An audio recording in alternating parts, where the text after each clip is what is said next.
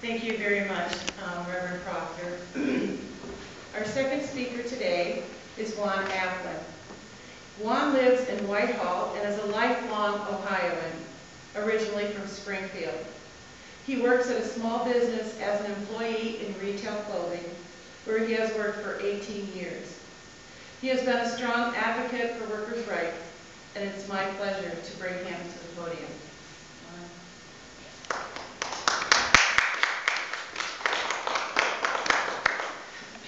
Good morning, Dad. Thank you, Senator. My name is Juan Applin, and I am a resident of Whitehall, Ohio. As the Senator has said, I've worked in clothing for 18 years. I was assistant manager at Oddlots some time ago. I'm a worker representing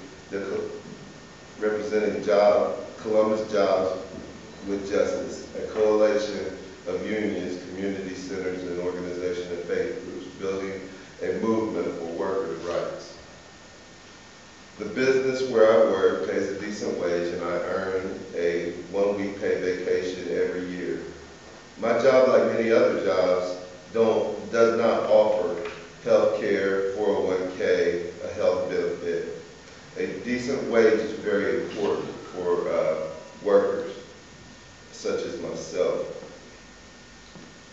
And workers without basic benefits, wage theft cheats the workers out of the only compensation that they can have.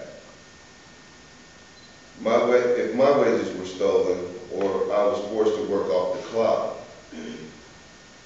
I could file a complaint with the state, an investigation of minimum wage theft. And if the investigation showed that I was underpaid or unpaid for hours worked, I could only receive minimum wage wages.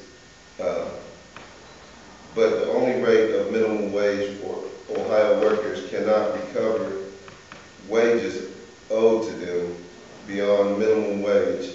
This hardly seems fair. A worker's income and dignity is attacked. I could not recover my own unpaid wages for the wage that I was owed as an employee, above the minimum wage. I could not fathom working, not being paid, or getting all my hourly information together for a complaint, and then recovering unpaid time only at the minimum wage. When an employer commits theft, employers at the competitive. When an employer commits theft, employers are at a disadvantage, and workers are caught between employers in this competition towards the bottom. A worker could be unpaid and have no remedy with the Ohio State. A worker could be unpaid and have no remedy with the state so long as the employer paid minimum wage. If an employer did worse, paying less than minimum wage, a worker could only file his complaint to the state for minimum wage. In either situation, the worker is cheating. Employers may cheat employees out of their fair wage and resolve complaint Employers may cheat employees out of their full wage and resolve complaint in favor of employees still leaves them underpaid. In other words, if I'm just going to say this, if an employer cheats me out of $7.50 an hour, and then I get minimum wage in return after I get all my stuff together and get my wage, how many hours he owes me, and he pays me minimum wage. That's not right. That's just not right for people that work every day. Wage theft takes dollars away from workers that